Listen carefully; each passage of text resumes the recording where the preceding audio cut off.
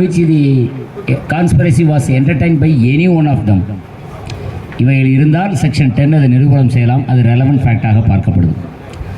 அடுத்த செக்ஷன் போயிடலாம். Section 22 to 24 PSA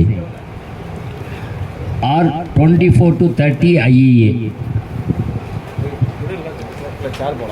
section 24 பாருங்க. ஐஇஏல கன்ஃபஷனை பற்றி சொல்கிறாங்க.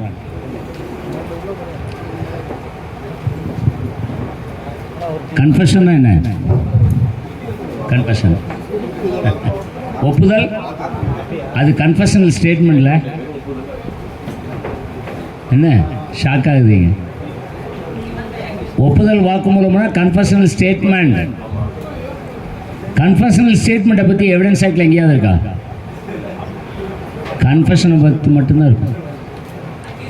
அப்போ ரெண்டும் வெவ்வேறவா ஒன்றா? வெவ்வேறு. எப்படி வேறுபடுத்துகிறீங்க ரெண்டையும்? சரி, அக்யூஸ்ட் கொடுத்தா கன்ஃபஷன், நம்ம அப்பா கொடுத்தா ஸ்டேட்மெண்ட்டா?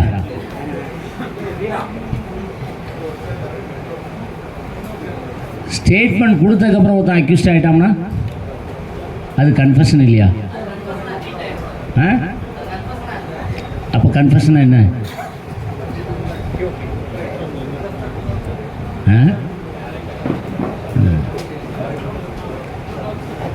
பகல நாராயணசாமி வெர்சஸ் எம்பரர், அதான் வழக்கு. ஆதப்ப கவுண்டர் கேஸ் அப்படின்னு ஒரு கேஸ் உண்டு. ஆதப்ப கவுண்டர் அந்த வழக்கில் தான் முதல்ல இந்த கன்ஃபஷனல் ஸ்டேட்மெண்ட்டையே முழுமையாக மார்க் பண்ணிடுவாங்க. ஒரு ஆவணமாக குறியீடு செய்யப்படும். கன்ஃபஷனல் ஸ்டேட்மெண்ட்டையே மார்க் பண்ணலாமா கூடாதான்னு ஒரு பிரச்சனை தான் பகல நாராயணசாமி கேஸில் ரைஸ் பண்ணாங்க. ஏன்னா ஆதப்ப கவுண்டரில் அப்படி ஒரு மிஸ்டேக்கை கமிட் பண்ணிட்டாங்க. ப்ராசிக்யூஷன், டிஃபென்ஸு, ஜட்ஜு எல்லாரும் சேர்ந்து. யாருக்கும் தெரியல. பகல நாராயணசாமி கேஸில் வரும்பொழுது தான் இந்த லார்டு அட்கின், ஏடிகேஎன் அட்கின், லார்டு ஜஸ்டிஸ் அட்கின் என்ன பண்ணுறாருன்னா, என்னங்க கன்ஃபஷனல் ஸ்டேட்மெண்ட்டே ஆதப்ப கவுண்டர் கேஸில் மார்க் பண்ணியிருக்காங்க. அப்போ கன்ஃபஷன்னா என்ன? கன்ஃபஷனல் ஸ்டேட்மெண்ட்டு தான் கன்ஃபஷனா அல்லது கன்ஃபஷன்னா அதுக்கு வேறு எதுவும் மீனிங் இருக்கா? ஆக்டில் எங்கேயும் டிஃபைன் பண்ணப்படலை, டெஃபினிஷன் இல்லை. என்ன பண்ணுறாரு? அவராக ஒன்று உருவாக்குறாரு. Direct acknowledgement of a guilt is called confession அப்படின்னா, நேரடியாக குற்றத்தை ஒப்புக்கொள்ளக்கூடிய ஒரு பொருண்மை அல்லது வாக்குமூலம்தான் ஒப்புதல் உரையினர். ஒப்புதல் வாக்குமூலம் சொல்லலை அவர், ஒப்புதல் உரை. கன்ஃபஷனா ஒப்புதல் உரை, கன்ஃபஷனல் ஸ்டேட்மெண்ட்னா ஒப்புதல் வாக்குமூலம். ஸோ இன்னை வரைக்கும் அதை தான் நம்ம ஃபாலோ பண்ணிருக்கோம். யார்? பகல நாராயணசாமி கேஸில் அட்கின் கொடுத்த ஒரு டெஃபினிஷனை தான் கன்ஃபஷனுக்கு எடுத்துக்கிறோம். ஒருத்தன் எதற்காக கன்ஃபஷன் கொடுக்குறான்? குற்றம் செய்தவன் யாராவது குற்றத்தை ஒத்துக்கிடுவானா? அப்புறம் கன்ஃபஷன் எப்படி சொல்லிகிட்டே இருக்கும்? போலீஸ் எழுதுறதெல்லாம் சொல்லலை, ஆக்ட் என்ன சொல்லுது? இதனுடைய இந்த ஃபிலாசபி பிஹைண்ட் செக்ஷன் 20 to 24 என்னன்னு பார்க்கணும். யாருக்குமே தெரியாமல் ஒரு குற்றத்தை நம்ம செஞ்சிடறோம், சந்தோஷமாக இருப்போம்ல? எவ்வளோ நாளைக்கு? மாட்டவே இல்லைங்க, மாட்டவே இல்லை, மாட்டாமலே இருக்கும். குற்றம் செய்த பின்பு பெயின் அண்ட் ப்ளஷர் அப்படின்னு ஒரு தியரி இருக்குது. பெயின் அண்ட் ப்ளஷர், இதை என்ஜாய் பண்ணி தான் ஆகணும். எப்போ நீங்கள் ப்ளஷர் அந்த குற்றத்தின் மூலமாக என்ஜாய் பண்ணீங்களோ அப்போ பெயினையும் என்ஜாய் பண்ணணும். அதுதான் தியரி. நான் ப்ளஷர் மட்டும் என்ஜாய் பண்ணுவேன், பெயினை என்ஜாய் பண்ணுவேன்னு சொல்ல முடியாது. They are coupled against each other. எங்கே உங்களுக்கு ப்ளஷர் இருக்கோ அங்கே தான் உங்களுக்கு பெயின் இருக்குது வாழ்க்கையில். எவ்வளோ நேரம் அதிகமாக டிவி பார்த்துட்டு சந்தோஷமாக இருக்குமோ அவ்வளோ அதிகமாக கண்ணு கெட்டு போகும். எவ்வளோ அதிகமாக ஜாலியாக இருக்கமோ உள்ளதெல்லாம் கெட்டு போயிடும். லிவர் மட்டும் போனால் போகிறாள்னு நினைக்கிறார் போல இருக்கு. எல்லாருக்கானும் கெட்டு போயிடும். So pain and pleasure theory அதில் தான் இருக்குது. ஒரு குற்றம் செய்தால் சில நேரத்தில் ப்ளஷர் இருக்கும் நமக்கு. அந்த ப்ளஷர் எவ்வளோ நேரமாக இருக்கும் ஒரு மனிதனுக்கு? குற்றத்தினுடைய தன்மையை பொறுத்து இருக்கு. 1000 ரூபா திருடுனா ஒரு நாள் சந்தோஷமாக இருக்கும், 5000 ரூபா திருடினா 2 நாள் சந்தோஷமாக இருக்கும், 9000 கோடி திருடிட்டோம்னா வாழ்க்கைப்புறம் சந்தோஷமாக இருப்பான். ஆனால் ஈடி வீட்டுக்கு வருவான், அன்றைக்கி ஆரம்பிச்சிடும் பெயின்.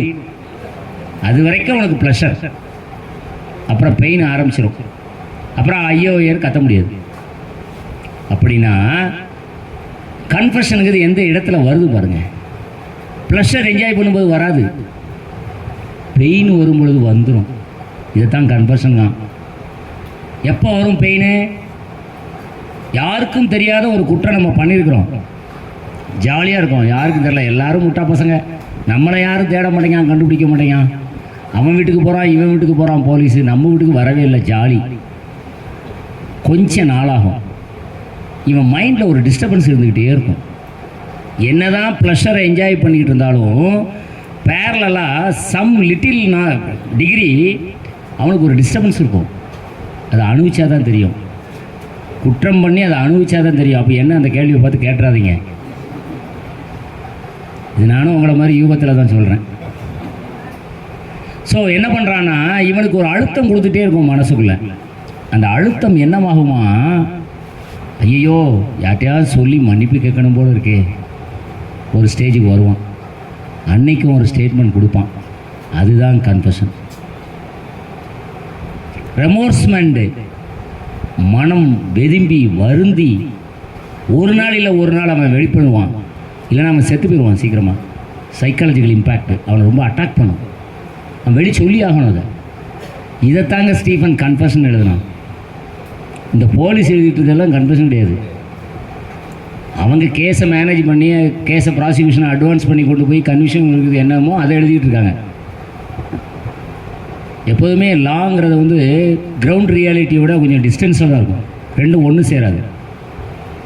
சட்டம் ஒரு பக்கம் ட்ராவல் ஆகிட்டு இருக்கும், இங்கே கால நிலவரம் வேறு புறமாக தான் போய்கிட்டு இருக்கும்.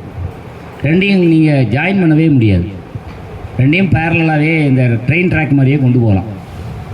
ஸோ அந்த மாதிரி கன்ஃபெஷனுங்கிறது அவன் என்ன சொல்கிறான்னா, எவன் ஒருவன் மனம் வருந்தி ஒரு ஒப்புதல் கொடுக்குறானோ குற்றத்தை பற்றி, அதுதான் ஒப்புதல் உரையினர். அது ஒப்புதல் வாக்குமூலம் இல்லை, அவர் கன்ஃபெஷனை தான் சொல்லியிருக்காரு. நம்ம போலீஸ்காரங்க தான் கன்ஃபெஷனல் ஸ்டேட்மெண்ட் எழுதிட்டு இருக்காங்க. கன்ஃபெஷனல் ஸ்டேட்மெண்ட்டை ஃபார்மெட்டு நீங்கள் பார்த்துருப்பீங்க. பொதுவாக ஒரு கேஸை எடுத்துக்கிட்டிங்கன்னா அதில் கன்ஃபெஷனல் ஸ்டேட்மெண்ட்டாக ஒப்புதல் வாக்குமூலம் அப்படின்னு ஒரு டைட்டில் இருக்கும். எப்படி ஆரம்பிக்கிறாங்க, அதில் எப்படி ஆரம்பிப்பாங்க பொதுவாகவே? நான் சொல்லுங்கள், நான் இந்த ஊரில் குடியிருந்தவரேன், எங்கள் அம்மா பேர் அது, அப்பா பேர் அது, என் தங்கை, என் தாய், எல்லாத்தையும் சொல்லிட்டே வருவோம். இது ஒரு பேராக இருக்கும். இது வழக்குக்கு எதுக்கு இது இன்ட்ரோடக்ஷனா? இது பெரியவர் பிரிட்டிஷ் அம்பாசிடர் வந்திருக்காரு, நம்ம இன்ட்ரோடக்ஷன் கொடுக்க சொல்ல போகிறோம். சொல்லுங்கள். சரி, அடுத்தால என்ன எழுத ஆரம்பிக்கிறான்? ஏதாவது மோட்டிவ் பற்றி சொல்லுவானா? இருக்குமா? ப்ராப்பர்ட்டி டிஸ்பியூட் இருந்தது, இல்லை என் தம்பியை அவன் கொலை பண்ணிட்டான், இல்லை என் தம்பியை அவனை வெட்டிட்டான், நான் உயிரோடு இருக்கணும்னா அவனை கொன்னே ஆக வேண்டியிருக்கு, ஏதோ ஒரு மோட்டிவ் ஆஸ்பெக்ட் செக்ஷன் 8க்கு எழுதுவான். வருமா? ஃபஸ்ட்டு அவனை பற்றி நீங்கள் சொன்ன இன்ட்ரோடக்ஷன் இருக்குது. இந்த ஸ்ட்ரிக்ட்லி ஸ்பீக்கிங் அந்த இன்ட்ரோடக்ஷன் செக்ஷன் 9ல் வந்து ரெலவெண்ட் ஃபேக்டர் பார்த்துங்க. ஆனால் இவனுக்கு அது தேவையில்லை, இவனுக்கு தெரிஞ்சு தானே போலீஸ் பிடிக்கிறாங்க. அன்னோன் அக்யூஷனா கூட அது செக்ஷன் 9ல் அட்ராக்ட் பண்ணுறான். Facts necessary to introduce R necessary to explain the relevant fact R fact in issue is relevant என்ற செக்ஷன் 9 இருக்கும். அங்கே அது வேணும். ஃபஸ்ட்டு பேரா அதுக்கு தான். செகண்ட் பேரால் மோட்டிவை பற்றி சொல்லுவான். தேர்ட் பேரா முதல்ல கன்ஃபெஷனல் ஸ்டேட்மெண்ட் பேரா வைஸாக இருக்குமா? அப்புறம் நானும் 1, 2ன்னு சொல்லிட்டு வரேன், நீங்களும் ஜடிஜின்னு தலையாடிக்கிட்டே வரீங்க. ஏன் பேரா வைஸாக எழுதுனா தப்பு?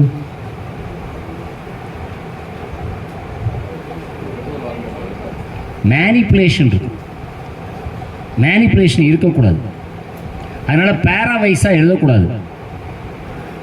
ஸ்டார்ட் பண்ணால் முடிக்கிற வரைக்கும் ஒரே பேராவாக தான் இருக்கணும்.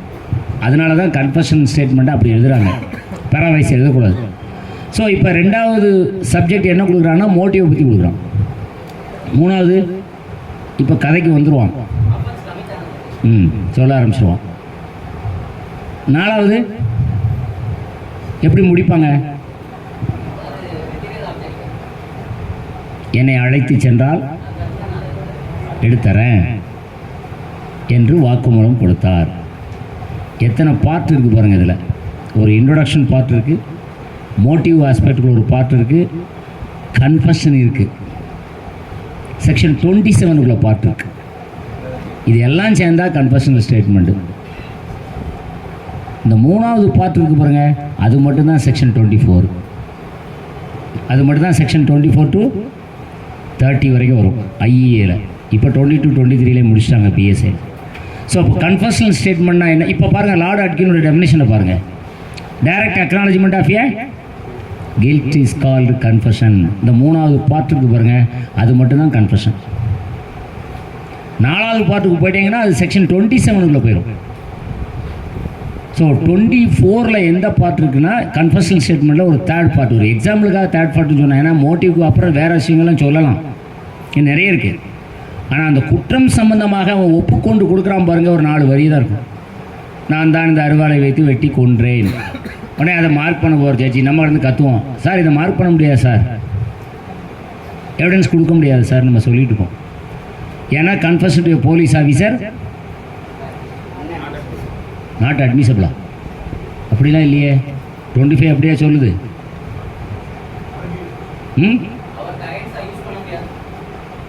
யூஸ் பண்ண முடியாதுன்னா நிரூபிச்சா தானங்க யூஸ் பண்ணுறத பற்றி பார்க்கலாம். அப்படி இருக்கா 25ல்? செக்ஷன் 25 அப்படி இல்லை. ஒரு வரியை படிங்க, no confession made to a police officer. ஏங்கிறது கூட ஒரு ஜட்ஜ்மெண்ட் இருக்கு. Made to a police officer be proved against person accused of any offense. அப்போ என்ன அர்த்தம்?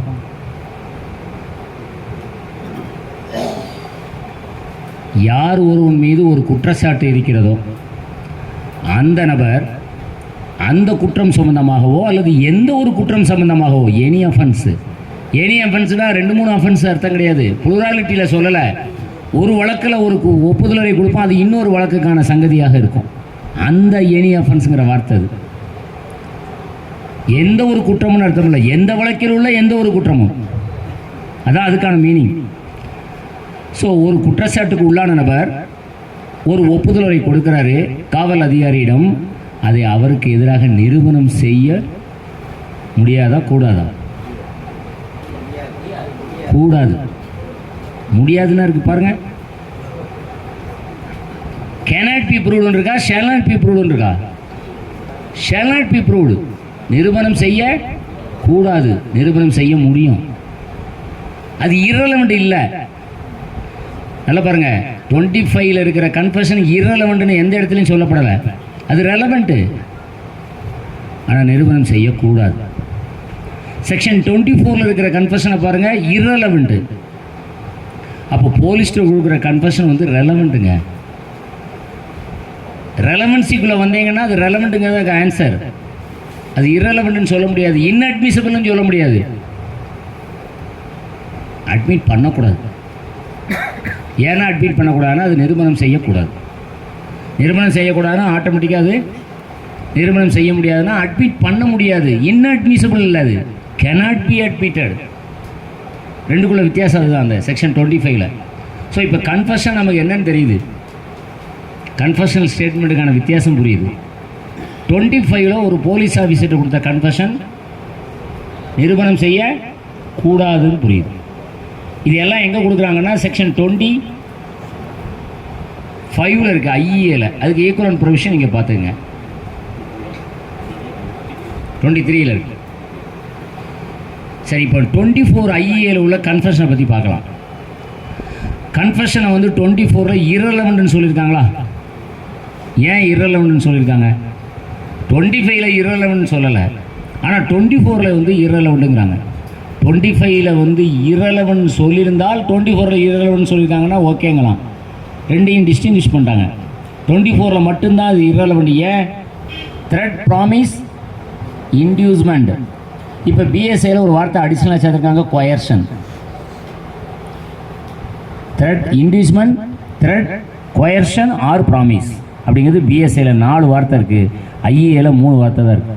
இந்த 3இன் எதன் அடிப்படையில் ஒரு கன்ஃபெஷன் பெறப்பட்டாலும் அது irrelevant. செக்ஷன் 24ல் irrelevant-ஆக மாறிவிடும். அது irrelevant-னா இன் கான்சிக்வன்சஸ் ஆஃப் விச் அதை அட்மிட் பண்ண முடியுமா முடியாதா? முடியாது. ஸோ irrelevant எவிடன்ஸில் அட்மிட் பண்ண முடியாமல் போயிடும். சரி, இந்த 3இன் அடிப்படையில் அல்லது இந்த 4இன் அடிப்படையில் பெறப்பட்ட கன்ஃபெஷன் இருக்குது பாருங்கள், அது எப்பொழுதும் irrelevant-ஆ? அதுவும் 24ல் இருக்குது. அதையும் 24லேயே சொல்லுவாங்க. என்ன சொல்கிறாங்க 24ல்? Is irrelevant in a criminal proceedings அப்படின்னு சொல்கிறாங்க. அப்போ இதனுடைய மறைமுகமான அர்த்தம் என்ன? கிரிமினல் ப்ரொசீடிங்ஸில் irrelevant-னா சிவில் ப்ரொசீடிங்ஸில் ரெலவெண்ட்டு. ஒரு போலீஸ் எழுதி வைத்த ஒரு கன்ஃபெஷனை சிவில் வழக்குகளில் நிரூபணம் செய்யலாம். அதான் இதுக்கு அர்த்தம். அவன் இங்கே கிரிமினல் ப்ரொசீடிங்ஸ் மாதிரி தானே சொல்லியிருக்காங்க. இல்லை போத்த ப்ரொசீடிங்ஸ்னு ஒரு வார்த்தையை சொல்லியிருப்பார்ல அவர். எப்போல்லாம் ஒரு கன்ஃபெஷனை வந்து சிவில் கேசஸில் நீங்கள் ப்ரூவ் பண்ண முடியும், எப்போல்லாம் அட்மிட் பண்ணலாம் எவிடன்ஸில்? ஒரு எக்ஸாம்பிள் பாருங்கள். செக்ஷன் 24 ரொம்ப கிளாரிட்டியோடு தான் இருக்குது. நம்ம புரிதலில் தான் சில விஷயங்களில் நமக்கு தடுமாற்றம் இருக்கும். இவன் கிரிமினல் ப்ரொசீடிங்ஸில் மட்டும்தான் irrelevant-னா சிவிலை பற்றி சொல்லவே இல்லை. அப்போ சிவில் அது அட்மிசபிள், அது relevant. Section 25 Hindu succession act எடுத்து பாருங்கள். செக்ஷன் 25 ஹிந்து சக்சஷன் ஆக்டில் அந்த செக்ஷன் என்ன சொல்லுதுன்னா, மர்டரர் டிஸ்குவாலிஃபைடுன்னு இருக்கும். For want of property a son killed his father. ப்ராப்பர்ட்டியை சீக்கிரமாக அடையணும்னு சொல்லி தகப்பற மகன் கொண்டுதான், அவனுக்கு இன்ஹெரிட்டன்ஸ் ரைட்டே வராது. இன்ஹெரிட்டன்ஸ்லேருந்து டிஸ்குவாலிஃபை ஆயிடுவான். பார்ட்டிஷன் சூட்டு போடுறான்னு வைங்க, அப்பாவை கொண்டு முடிச்சதுக்கப்புறம் அப்பா தான் இறந்து போயிட்டார்ல, ப்ராப்பர்ட்டியை சீக்கிரமாக பிரிச்சிடணும் அண்ணனும் தம்பிக்கும் பார்ட்டிஷன் சூட் ஃபைல் பண்ணான்னா அண்ணன் வருவான், எங்கள் அப்பாவை இவன் தான் மர்டர் பண்ணாமா, எனக்கு கேஸ் அக்யூட்டல் ஆகிட்டே அவன் சொல்லுவான். இந்த பாருங்கள், அதில் ஒரு கன்ஃபெஷன் கொடுத்துருக்கான் பாருங்கள். இப்போ நான் நிரூபிக்கிறேன் அந்த கன்ஃபெஷனை. செக்ஷன் 24 கன்ஃபெஷன் அது ரெலவெண்ட் இன் சிவில் ப்ரொசீடிங்ஸ். அதான் அந்த ஆளுங்க கிரிமினல் ப்ரொசீடிங்ஸை வார்த்தையை கேர்ஃபுல்லாக கொடுத்தார். ஸோ நான் தான் எப்போயுமே உங்களோட சொல்லுவேன், எல்லா செக்ஷனும் வந்து ரெண்டு நேச்சர் ஆஃப் வழக்குகளுக்கும் பொருந்தும்பேன். எவிடன்ஸ் ஆக்டில் வந்து நீங்கள் தனித்தனியாக பிரித்து படிக்க முடியாது. எந்த செக்ஷன் நீங்கள் சிவிலுக்கு பொருந்தும்னு சொல்கிறாரோ அந்த செக்ஷனை நான் கிரிமினலுக்கு பொருந்துங்கிற உதாரணத்தை கொடுத்துருவேன். அவர் அப்படி தான் அமைச்சிருக்கிறார். ஆனால் இப்போ நம்ம பார்க்குறது வந்து பொதுவாக எக்ஸ்க்ளூசிவாக இந்த செக்ஷன்ஸ்லாம் வழக்கமாக என்ன பண்ணுறோன்னா கிரிமினல் சைடில் உள்ள வழக்குகளுக்கு மட்டும்தான் பயன்படுத்துகிறாங்க தான் நம்ம இன்றைக்கி பார்த்துக்கிட்டு இருக்கிறோம். பட் இதை நீங்கள் சிவிலுக்கும் பொருத்தலாம். செக்ஷன் 10ல் பார்த்தோமா ஆக்ஷனபிள் ராங், அது சிவில் வழக்குகளுக்கும் பொருந்தும். கான்ஸ்பிரசி வந்து சிவில் வழக்குகளுக்கும் வரும். ஆனால் பொதுவாக நம்ம என்ன பண்ணுறோம், கான்ஸ்பிரசிங்கிறது எப்போதுமே அதுவும் பெரிய வழக்குகளில் தான் கான்ஸ்பிரசி. இந்த 324 325 எங்கேயாவது கான்ஸ்பிரசி இருக்கா? ஏன் அப்படி ஒரு கான்ஸ்பிரசியே உருவாகாதா?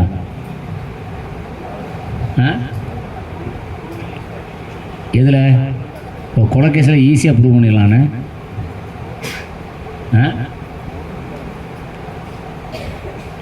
கான்ஸ்பிரசிக்கான இம்பார்ட்டன்ஸ் வந்து கிராவிட்டி ஆஃப் அஃபென்ஸை பொறுத்து தான் வைக்கிறான். இதை பிரிட்டிஷ்காரனோட மைண்ட் செட்டு. இந்தியன் போலீஸ் எங்கேருந்து வந்துச்சு? இந்தியன் போலீஸ் சிஸ்டமே அவன் உருவாக்குறது தானே. அப்போ அவன் மைண்ட் செட்டு தான் இந்தியன் போலீஸுக்கு இருக்கும்.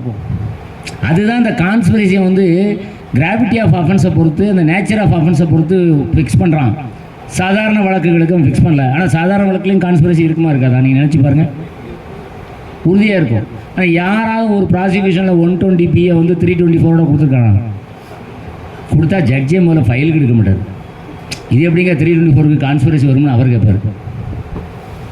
120 அப்ளிகபிள் டு பர்டிகுலர் செக்ஷன்ஸ் எங்கேயா இருக்கா? இல்லை. அதே மாதிரி தான் 120ங்கிறது வந்து செக்ஷன் 10 மூலமாக சிவில் வழக்குகளுக்கும் அப்ளை ஆகுது. இப்போ இந்த 24ல் வரக்கூடிய கன்ஃபெஷன் இருக்குது பாருங்கள், அது சிவில் வழக்குகளுக்கும் அப்ளை ஆகும், கிரிமினல் வழக்குகளுக்கும் அப்ளை பண்ணுறாங்க. எப்போல்லாம் irrelevantன்னு பார்த்தீங்கன்னா இன்டியூஸ்மெண்ட், த்ரெட் ஆர் ப்ராமிஸ். இந்த 3 அல்லது 3இன் ஏதோ ஒரு அடிப்படையில் பெறப்பட்ட ஒப்புதலுரை மட்டும் irrelevant. இந்த ஒப்புதலுரை எது சம்மந்தப்பட்டதாக இருக்கணும்? இன் reference to the charge against the accused person. வேறு யாருக்குள்ள ஒப்புதலுரை இவன் இந்த கேஸில் சொல்லிட்டு இருக்கக்கூடாது. அவனுக்கு எதிரான ஒரு குற்றச்சாட்டு இருக்கு பாருங்க, அது தொடர்பான ஒப்புதல் உரையாக அது இருக்கணும். அந்த ஒப்புதல் உரை இந்த மூன்றில் ஏதோ ஒரு முறையில் பெறப்பட்டிருக்கணும். வரிசையாக சொல்லிட்டே வராரு. அப்புறம் பாருங்கள், proceeding from a person in authority. இந்த செக்ஷன் வந்து அவ்வளோ ஈஸியான செக்ஷன் கிடையாது. Proceeding from a person in authority. அவர் யார்? பர்சன் இன் அத்தாரிட்டி, அதிகாரத்தில் இருக்கக்கூடிய ஒரு நபர். இந்த inducement, threat, promise or coercion யார்கிட்டருந்து வரணும்? அத்தாரிட்டிகிட்டேருந்து வரணும். ஒரு இன்ஸ்பெக்டருக்கு, ஒரு ஆர்டினரியாக ஒரு இண்டிவிஜுவலுக்கு அத்தாரிட்டியா இன்ஸ்பெக்டர்? இல்லை. அப்போ ஏன் இந்த இடத்துல அத்தாரிட்டின்னு கொடுக்குறான்? Person in authority. ஒரு அதிகார தோரணையில் இருக்கவன் வந்து கன்ஃபெஷன் வாங்கும்போது அவனால் இன்டியூஸ் பண்ண முடியும், த்ரெட் பண்ண முடியும், கொயர்ஷன் பண்ண முடியும், ப்ராமிஸ் கொடுக்க முடியும். அப்போ அந்த அதிகாரத்தில் இருக்கக்கூடிய ஒரு நபர் குற்றச்சாட்டுக்கு உள்ளான நபரின் குற்றச்சாட்டு தொடர்பாக கேட்கக்கூடிய ஒரு ஒப்புதலுரை. அப்போ அதில் வாலண்டரி நேச்சர் இருக்குமா? கன்ஃபெஷனாக வாலண்டரி இருக்கும். நான் என்ன சொன்னேன்? கன்ஃபெஷன் எப்போ கொடுப்பாங்க? அவ்வளோதான். வாலண்டரி நேச்சர் ஆஃப் கன்ஃபெஷன் இருந்தால், இன்வாலண்டரியாக இருந்தால் இரலவெண்ட்டு. அப்போ வாலண்டரி நேச்சர் எப்போ உங்களுக்கு வரும் பாருங்க, மனம் வெதும்பி வருத்தப்பட்டு இதுக்கு மேலே சொல்லலைன்னா எனக்கு தலை வெடிச்சிரும், நான் யார்கிட்டையாவது சொல்லணும், நேராக விஓட்ட போவான். நம்ம கன்ஃபெஷன் ப்ரோம் படுத்த இருக்கோம். இந்த ஆள் பாவம், அந்த விஓ எல்லா வழக்குகளையும் பாருங்கள், எக்ஸ்ட்ரா ஜுடிஷியல் உடனே அவங்க வீட்டுக்கு போயிடுவார், இல்லை ஆஃபீஸ் போயிடுவார். ஐயா, என்னை போலீஸ் தேடுது, எனக்கு பயமாக இருக்குது, அடித்து போடுவாங்க, நான் இப்படி ஒரு கன்ஃபெஷன் கொடுக்கேன். உடனே அவர் எழுதுவார், அவரும் ஒரு ரிப்போர்ட் எழுதுறாரு. இந்த ரெண்டையும் கொண்டு போய் போலீஸில் ஒப்படைச்சிடுவார். ஸோ இந்த எக்ஸ்ட்ரா ஜுடிஷியல் கன்ஃபெஷன் யார்கிட்ட கொடுக்கணும்னா, inducement, threat, promise or coercion இல்லாத சூழ்நிலையில் கொடுக்கணும். பர்சனின் அத்தாரிட்டி கொடுத்துடக்கூடாது. விஓ வந்து ஆர்டினரி இண்டிவிஜுவல் ஒருத்தனுக்கு வந்து பர்சனின் அத்தாரிட்டி இல்லை. அப்போ தான் நம்பகரமான ஒரு தன்மை அதில் இருக்குங்கிறான்.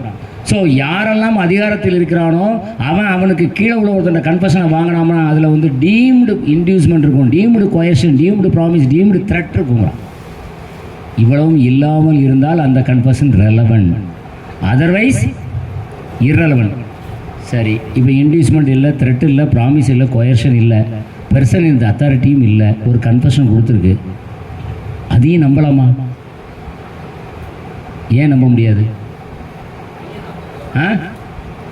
அதையும் நம்ப முடியாதுங்கிறான் சார். அதுக்கு பின்னாடி எத்தனை செக் வைக்கிறான் பாருங்க, அந்த கன்ஃபெஷனை நம்ப வைக்கிறது. அதுக்கப்புறம் வரான் பாருங்க வரி, which would appear to him reasonable for supposing that by making it he would gain any advantage.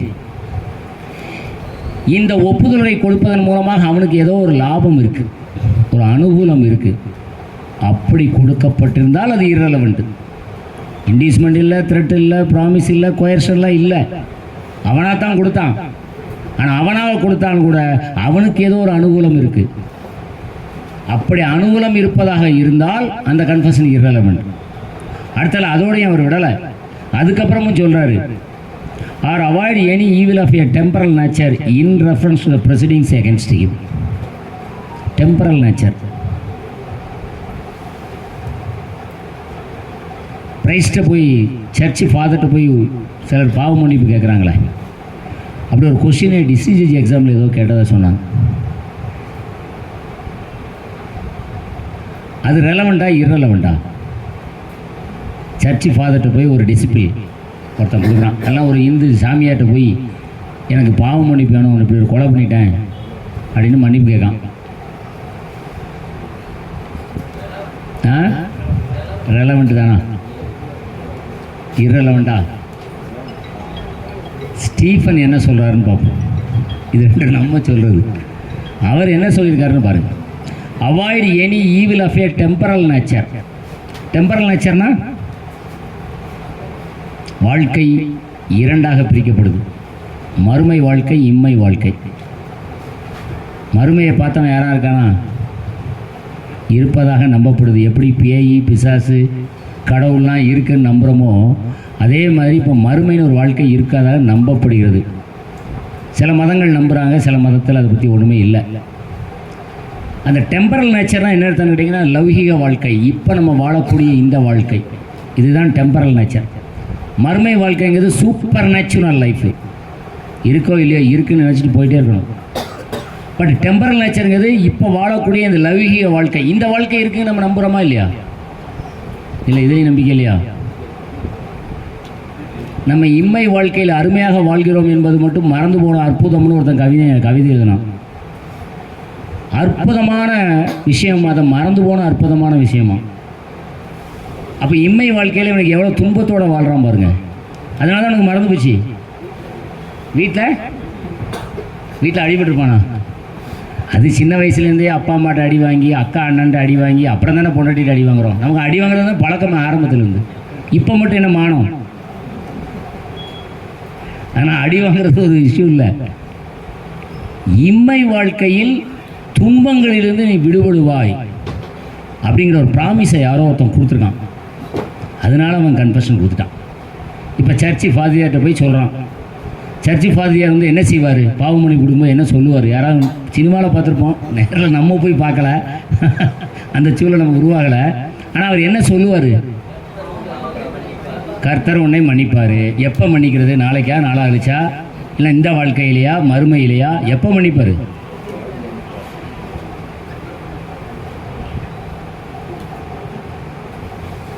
கர்த்தரையே செல்வியில் வச்சு அடைச்சி விட்டாங்களே ஐயா, அவர் எங்கேயா போய் மன்னிக்கிறது? நான் அதுக்கே எனக்கு பிரச்சனை முடியலையே. பாவ மன்னிப்பு கொடுக்குறவர் என்ன சொன்னால் அது ரெலவெண்ட்டு, என்ன சொல்ல விட்டு போனால் அது இரலவெண்ட்டு தான் பார்க்கணும். அதுதான் டெம்பரல் நேச்சர்.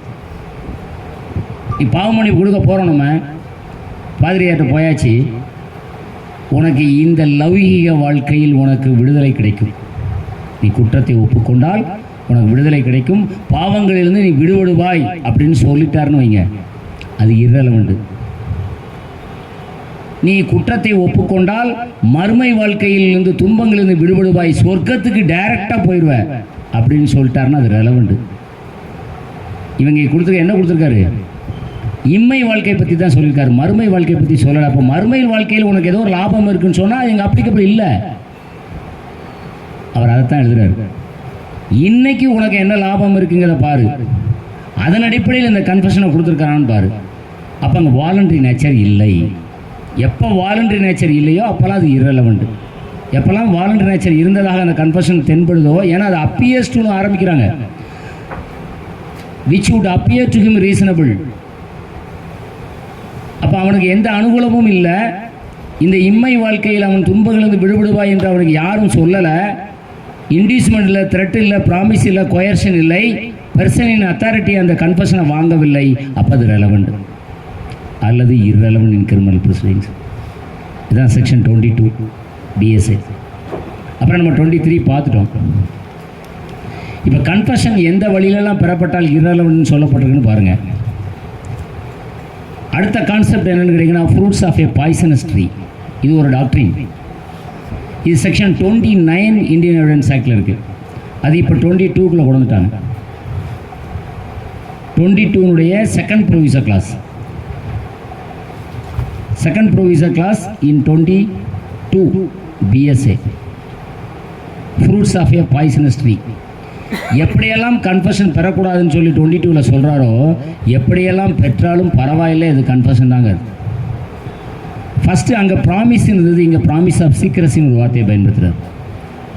29ல் பாருங்கள், அல்லது 22 செகண்ட் ப்ரொவிசர் கிளாஸில் பார்த்தீங்கன்னா promise of secrecy, promise of சீக்ரஸிக்கு ஒரு வார்த்தை இருக்குது. இன்னொன்று என்ன சொல்கிறார் அதுக்கப்புறம்? Deception practised upon the accused. Deception means fraud. Confession பெறணும்னா யார்கிட்டருந்து கன்ஃபெஷன் பெறணுமோ அவனுக்கு எதிராக ஒரு ஃப்ராடு பண்ணலாம். ஃப்ராடெல்லாம் குற்றம் இல்லைங்காங்க, ஆனால் 420ல் குற்றம் பேர்.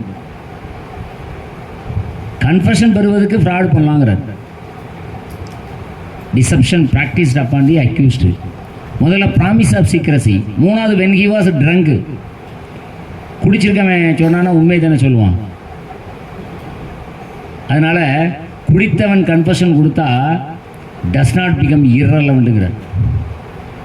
Otherwise relevant, it does not become irrelevant. இந்த ரெண்டு வார்த்தையும் அங்கே இருக்கும், மார்ஜினல் நோட்டில் இருக்கும். வேறு வகையில் அது ரெலவெண்ட்டான். வேறு வகையில் ரெலவெண்ட்டுங்கிறது செக்ஷன் 24லேருந்து வர்றாரு. இன்டியூஸ்மெண்ட் இல்லை, த்ரெட் இல்லை, ப்ராமிஸ் இல்லை, கொயர்ஷன் இல்லை. இந்த சூழ்நிலையில் வரப்பட்ட ஒரு கன்ஃபஷன் அதர்வைஸ் ரெலவெண்ட். நீ ஃப்ராடு பண்ணி அவன்கிட்ட கன்ஃபஷன் வாங்கினா அது இரலவெண்ட்டாக மாறாதுங்கிறார் செக்ஷன் 22 செகண்ட் ப்ரொவிஷன் கிளாஸில். வென் ஹி வாஸ் ட்ரங்க், குடித்திருக்கான், குடித்ததுனால அவன் சொல்லிட்டான், அந்த டிஃபென்ஸ் அவன் எடுக்க முடியாது. சார் நான் குடிச்சிட்டு தான் சார் உளர்னேன், அதில் உண்மையை சொல்லிட்டனோ சொல்ல முடியாது. இதை கொஞ்சம் டிஸ்டிங்விஷ் பண்ணி பார்க்குறாங்க. ட்ரங்குங்கிற வார்த்தையை பயன்படுத்தும் போது இன்டாக்சிகேஷனுங்கிற வார்த்தை தேவைப்படுது. அந்த மதுவின் போதையில் அழுத்தத்தில் அவன் இருக்கணும், அந்த நேரத்தில் அவன் சொல்லணும். இந்த மதுவின் போதை அவனுக்கு எப்படி ஏற்படணுங்கிறதா இங்கே ஒரு கொஸ்டினாக சுப்ரீம் கோர்ட் வரைக்க போகுது. இவர் சைலண்ட்டாக விட்டுட்டார் இந்த செக்ஷனில், ட்ரங்குங்கிற வார்த்தையை அப்படியே விட்டுட்டார். வாலண்டரியாக அவன் குடிச்சிட்டு வந்து சொல்லணுமா, அல்லது இன்வெஸ்டிகேட்டிங் ஆஃபீஸர்னால ஊற்றி கொடுத்து வந்து அவன் சொல்லணுமா? இங்கே ஏதாவது ஒரு பதில் சொல்லியிருக்காரானா எதுவும் சொல்லலை. எப்படி ட்ரங்கர்னஸில் வரணும் அவன் இந்த கன்ஃபஷன் கொடுக்குது?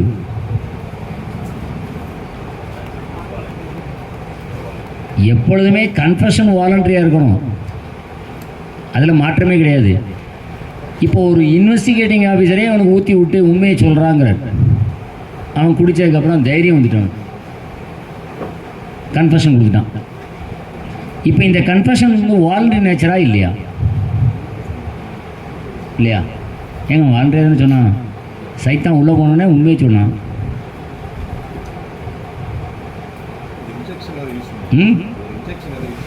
இன்ஜெக்ஷனாக வேண்டாம் சார், நம்ம டாஸ்மாக் கடையில் போய் வாங்கி கொடுப்போம் சார், அது போதும்.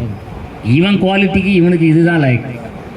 இல்லைன்னா பிரெயின் மேப்பிங்லாம் பெற வருவோம், அதெல்லாம் பெரிய அதை என்ன சொல்ல ஒயிட் காலர் கிரைம்ஸ் கிரிமினல்ஸ், அவங்களுக்கு தான் அந்த 4 டெஸ்ட்டு தேவைப்படும்.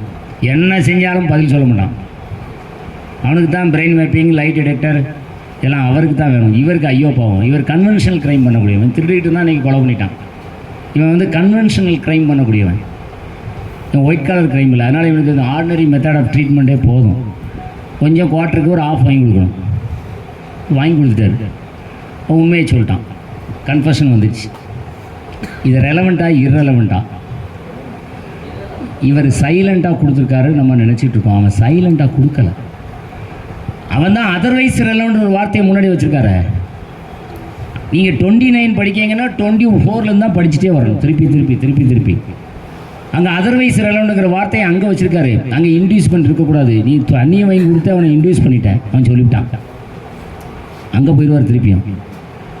அப்போ ட்ரங்கன்னஸ் வந்து வாலண்டரி ட்ரங்கன்னஸாக இருக்கணும். இன்வாலண்டரி ட்ரங்கன்னஸில் ஒருத்தன் கன்ஃபஷன் கொடுக்குறான்னா அது இரலவெண்ட். அண்டர் செக்ஷன் 24ல் போயிடுது, 29க்குள்ளே அது வராது, 24லேயே கொண்டு போய் முடிச்சுடுவார், அது இரலவெண்ட் ஆக்கிட்டு போயிடுவார். ஸோ வாலண்டரினஸ் இருக்கணும், எப்பொழுதுமே வாலண்டரினஸ் இருக்குங்கிறத பார்த்துட்டே வந்தீங்கன்னா அந்த ட்ரங்கர்னஸுக்கான ஆன்சர் அங்கே இருக்குது. இன்டியூஸ்மெண்ட்டில் இருந்தான், இப்போ அவனாவே குடிச்சிட்டு வந்து சொல்கிறான். எப்பொழுதுமே உண்மை 2 பேர்கிட்ட தான் இருக்குங்கிறது தான் ஃபிலாசபி. அதை தான் லாவில் 2ல் இருக்குது. செக்ஷன் 32 பார்த்தீங்கன்னா டையிங் டிக்ளரேஷனில் ஒரு ஃபிலாசபி கொடுத்துருக்கான். இப்போ இங்கே ஒரு ஃபிலாசபி இருக்குது. என்ன சொல்கிறான்னா, truth lies always lips of a dying man. இறக்கும் தருவாயில் இருக்கும் ஒரு மனிதனின் உதட்டில் உண்மை தங்கி இருக்குங்கிறான். குவைட் நேச்சுரல், இது ஒரு காமன் சென்ஸுக்கு உட்பட்டது தான், உண்மை தான். அவன் வந்து அனாவசியமாக பொய் சொல்ல வேண்டிய அவசியம் கிடையாது. அவனே சாக போகிறான், நான் சாக போகிறேன், எது எல்லாரையும் இழுத்து பிரித்து விட்டுட்டு போகிறாங்கன்னு சிலவன் இருக்கான். அது exceptional character. Exception is not an example. எப்பொழுதுமே அப்படி எடுக்கக்கூடாது. ஆனால் என்னை வெட்டி கொலை செய்யறதுக்கு நீ தான் காரணம், ஒன்றை நான் விட மாட்டேன், உன்னை சொல்லிட்டு தான் சாவேன். இதுதான் general concept. So truth lies on the lips of a dying மேன்கிறது உண்மை. அதை தான் டையிங் டிக்ளரேஷனில் செக்ஷன் 32ல் வந்து பிலீவபுளுங்கிறான். அதே மாதிரி truth lies on the lips of a wine man. எவன் வந்து மது அருந்தினாலும் அவனோட உதட்டில் உண்மை இருக்குங்கிறான். இருக்கா இல்லையான்னு அவங்கவுங்க பரிசோதனை பண்ணி பார்த்துக்க வேண்டியதான், வேறு வழி இல்லை. அந்த கான்செப்டில் தான் இங்கே வென் ஹி வாஸ் ட்ரங்குங்கிற வார்த்தையை பயன்படுத்துகிறான். அவன் குடிபோதையிலிருந்து ஒரு ஒப்புதலுரை கொடுத்தான் என்றால் அது டஸ் நாட் பிகம் இரலவெண்ட், அது ரெலவெண்ட் தாங்கிறான். அதுக்கு அடுத்த 2 கொடுக்குறான். He is not bound to answer. அடுத்த கான்செப்ட் அதுலேயே இருக்குது. அவன் கேட்குற கேள்விக்கெல்லாம் பதில் சொல்லுங்கிற அவசியம் இல்லை. ஒரு அதிகாரியாக இருந்தாலும் சரி, யாராக இருந்தாலும் சரி, இந்த கொலைக்கும் உனக்கு என்ன தொடர்பு அப்படின்னு கேட்டால் அவன் பதில் சொல்லணுமா? பதில் சொல்ல வேண்டிய அவசியம் இல்லை. ஆனால் உண்மையை சொல்லணும் ஒரு இடத்துல இருக்கா? சிஆர்பிசியில் இருக்கா? பவுண்ட் டு ஆன்சர் ட்ரூலி எங்கே இருக்கு? 161 இருக்கும். 161 சப்கிளாஸ் 1 இருக்கும் பாருங்கள். ஒரு வழக்கினுடைய பொருண்மை சூழ்நிலை யாருக்கு ஒருவனுக்கு தெரியுமோ அவன் உண்மையை சொல்ல வேண்டும்ங்கிறான். இப்போ நான் கன்ஃபெஷன் உண்மையை சொன்னோம்னா நான் மாட்டிக்குவேனே. அப்போ இங்கேயும் அங்கேயும் ஏதோ ஒரு கான்ஃப்ளிக்ட் ஆகுதா? செக்ஷன் 161 சப்கிளாஸ் 1க்கும் செக்ஷன் 22 செகண்ட் ப்ரொவிசர் கிளாஸ் பிஎஸ்சிலே. ஆனால் அந்த 161லே பாருங்கள் தெரியும், அவன் உண்மையை சொல்லணும். அவனை ஒரு வழக்கில் சிக்க வைக்குமானால் அது சொல்ல வேண்டாம். அப்படி தான் அந்த செக்ஷனை முடிச்சிருப்பார். அப்போ இங்கே நான் not bound to answer truly, நான் உண்மையை சொல்லணுங்கிற அவசியம் இல்லைங்கிறான். அதையும் மீறி நான் சொல்லிட்டேன்னு வைங்க, டஸ் நாட் பிகம் irrelevant. நான் என் உரிமையை நான் விட்டு கொடுத்துட்டேன், அதன் அடிப்படையில் நான் கன்ஃபெஷன் கொடுத்துட்டேன். Does not become irrelevant. Otherwise relevant does not become irrelevantட்டான். கடைசி ஒன்று இருக்கு. அவனுக்கு வார்னிங் கொடுக்காமல் இருந்து, நீ கன்ஃபெஷன் கொடுக்க வர்றப்பா, நாளைக்கு உனக்கு எதிராக ஒரு வழக்கில் இதை பயன்படுத்தப்படும், கொடுக்கணுமா வேண்டாம் நீ முடிவு பண்ணிக்கோ அப்படின்னு அவனுக்கு ஒரு வார்னிங் கொடுக்கணும், ஒரு எச்சரிக்கை உணர்வு அவனுக்கு கொடுக்கணும். அப்படி கொடுக்காமல் பெறப்பட்ட கன்ஃபெஷன். ஏன்னா செக்ஷன் 164 சிஆர்பிசியில் பார்த்தீங்கன்னா இருக்குது, சப் கிளாஸ் 4 and 5 இருக்குது, 3 and 4 இருக்குது. வார்னிங் கிளாஸ் ப்ரிவென்ட் கிளாஸ் ரெண்டும் அங்கே இருக்குது. 163 சிஆர்பிசிலையும் இருக்குது வார்னிங் கிளாஸ் ப்ரிவென்ஷன் கிளாஸ். 163ல் ஒரு போலீஸ் ஆஃபீஸர் ஒருத்தன் கன்ஃபெஷன் கொடுக்க வரும்பொழுது எச்சரிக்கை கொடுக்கக்கூடாது. நீ கன்ஃபெஷன் கொடுக்காத, கொடுத்தனா உனக்கு எதிராக இது பயன்படுத்தப்படும் அப்படின்னு வார்னிங் கொடுக்கக்கூடாது. வார்னிங் கொடுப்பதன் மூலமாக அவன் கொடுக்க வர்ற கன்ஃபெஷனை தடுக்கக்கூடாது. ரெண்டுமே 163ல் இருக்குது சிஆர்பிசியில். 164ல் மேஜிஸ்ட்ரேட் இந்த ரெண்டையும் அப்ளை பண்ணணும்.